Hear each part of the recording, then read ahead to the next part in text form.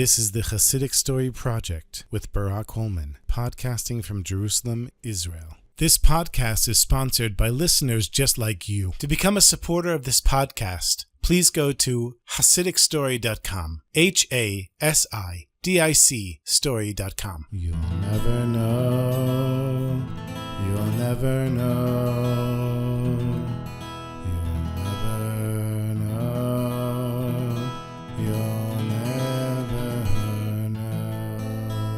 Rabbi Yaakov Yitzchak, who was a great Rebbe, one of the greatest Rebbes, known as the Chose, or Seer of Lublin, was very distressed. He'd been a Rebbe for many years now and was very famous. And as a result, he wasn't able to do the mitzvah of Achnasat Ochim, of hosting guests, like a normal person would. Because anytime somebody would show up at the court, the Chatzer of the Chose of Lublin, they would be hosted by an entourage of people. There was a gabbai, there was a soup kitchen. And the Seer of Lublin, he wanted to just host somebody like a normal person. But because of his fame, he didn't have the opportunity. And so he davened to Hashem. He said, please, HaKadosh Baruch Hu, give me the opportunity, even if just one time, to host somebody without him knowing who I am. And so one very cold winter night in a town not so far from Lublin, just a few miles away, there was a woman who was giving birth in the middle of the night, and things were getting very serious. The family was concerned, and knowing that the Seer of Lublin is just a few miles away, they hired a messenger to go to the Rebbe and get a bracha for this woman to have an easy birth. The messenger was given a kvittel,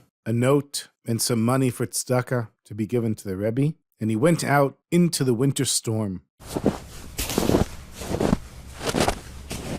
3 miles is not such a long way to walk, but in such a bitter winter storm, it was a very difficult trip. And by the time he reached the town of Lublin, everyone was sleeping.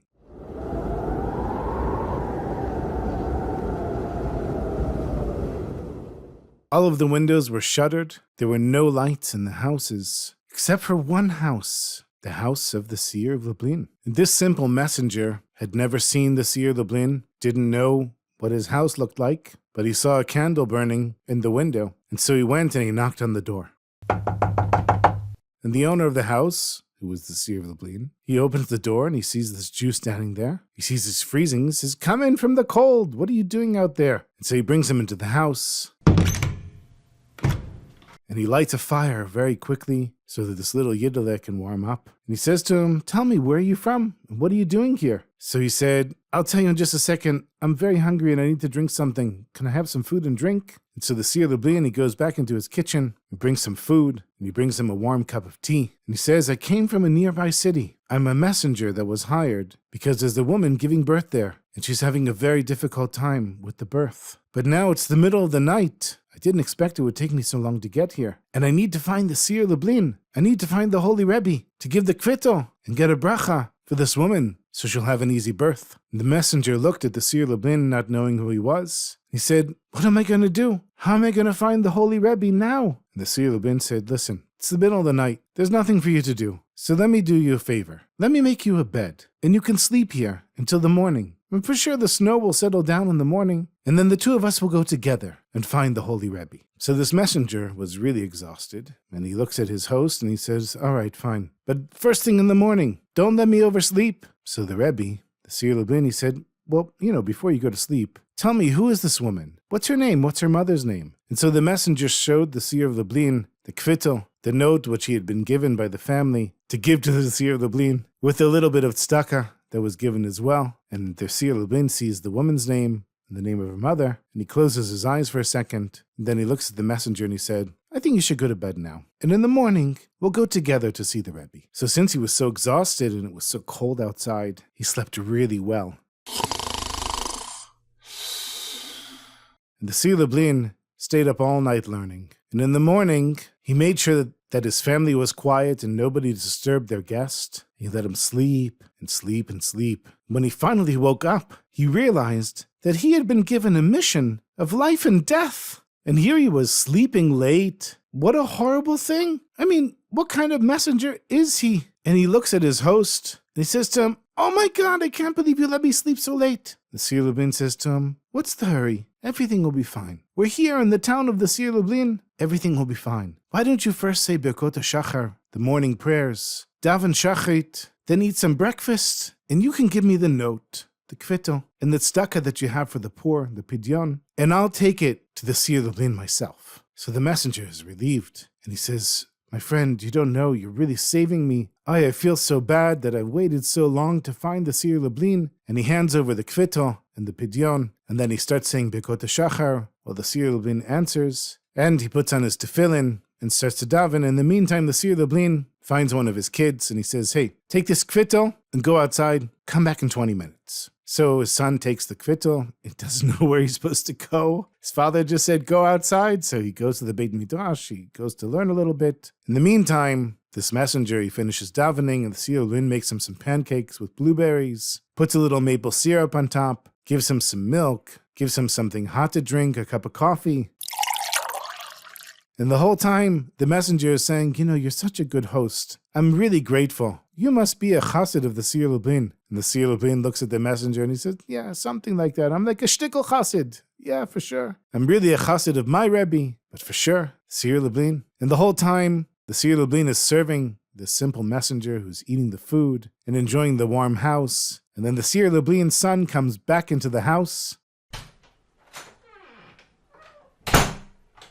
He runs over to his father and hands him a note, the kvittel. So the messenger stops eating and he looks at the Seer Lublin. He says, no, what does it say? What did the Rebbe say? And the Seer Lublin has a big smile on his face. And he said, you have nothing to worry about. Just like I told you. The Seer Lublin says, Mazel Tov. Last night, in the middle of the night, the woman gave birth to a son, and everyone is fine. The mother is fine, and the baby is fine. And with that, the messenger had some peace of mind, some menuchat nefesh, and he was able to finish his breakfast. Then he packed up his things, and he thanked his host, and headed on his way, without ever realizing that it was the Seer Lublin who had been hosting him all along. And the Seer Lublin, the holy Rebbe, he turned his eyes to heaven, and raised his hands up high, and he said a hearty, thank you, Hashem. Thank you for giving me the opportunity to host a fellow Jew without him knowing that I'm the Rebbe, the Seer of Lublin.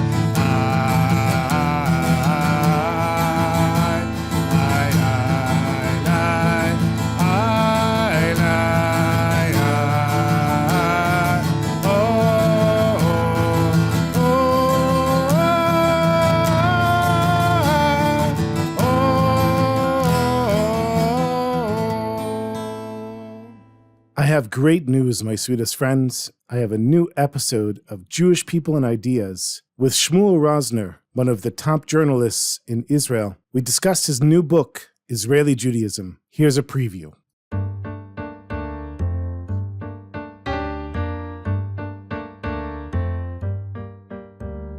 Shmuel Rosner is a senior fellow at the Jewish People Policy Institute, a contributing opinion writer for the New York Times, the senior political editor for the Jewish Journal, columnist for Israel's newspaper Ma'ariv, and the chief nonfiction editor for Israel's largest publishing house, Kinneret Zamor Dvir. Shmuel was previously a columnist for the Jerusalem Post and was formerly the chief U.S. correspondent and head of the news division and the features division for Israel's daily newspaper, Haaretz. He's been published in many magazines, including Foreign Policy, Commentary, The New Republic, and many more. I traveled to Tel Aviv on a hot summer day to visit Shmuel in his house. We sat down and discussed his new book, Israeli Judaism. Whether Israeli Jews are becoming more secular or religious, new Israeli ways of expressing their Judaism, the Reform movement in the State of Israel, the Rabbanut, American-Israeli-Jewish relations, Zionism, and much more. I'm Barak Hullman, the author of Figure It Out When You Get There, a memoir of stories about living life first and watching how everything falls into place, and a shtickle shalom, a student, his mentor, and their unconventional conversations. And this is Jewish People and Ideas, a podcast of conversations with Jewish thought leaders about contemporary Jewish topics. In your book here, Israeli Judaism, which I told you I just finished reading this morning. When I first started reading the book, I was confused because the title is Israeli Judaism. At first I thought about Reform Judaism, Conservative Judaism, Orthodox Judaism. I wondered, what's Israeli Judaism? And then you start off with this quote from the Talmud, where the rabbis of the Talmud said, go out and observe what the people are doing, which the rabbis wanted to use as a way of understanding how are people practicing Judaism, halachic Judaism. And then I thought this was very controversial. You said, can the custom of not reciting a blessing be considered a new law as far as halacha is concerned? So this is the beginning of the book, and I'm reading the book, I'm saying, but what do you mean Israeli Judaism? But then, as I progress through the book, and the truth is, it's on almost the last page. The last page is 193, and on page 192, explain what Israeli Judaism is. You say it takes no effort for Israeli Jews to engage with Jewish tradition. It's always there. That being a Jew, a Hebrew-speaking Jew in the state of Israel, you can maintain a Jewish identity because the state provides it, the culture provides it, the place provides it. Is that what Israeli Judaism is? Well, you can substitute Israeli Judaism with effortless Judaism. And thinking about effortless Judaism, it sounds benign, but when you think about Jewish history, and about this very notion that being Jewish is always difficult and always used to be difficult. It was always a struggle. There is this famous saying, it's hard to be Jewish. This notion of having to battle against enemies and against the outside world and against anti-Semitism and against a majority culture, which in most times was not a Jewish culture. So for the first time in at least 2,000 years, it's easy to be Jewish in Israel. It's not a struggle. It's not difficult. It's not something, it's not counterculture. It's the culture. It's what people do here. It's what we call life in Israel. And this is why I think Israeli Judaism is unique. It's unique to a time and a place.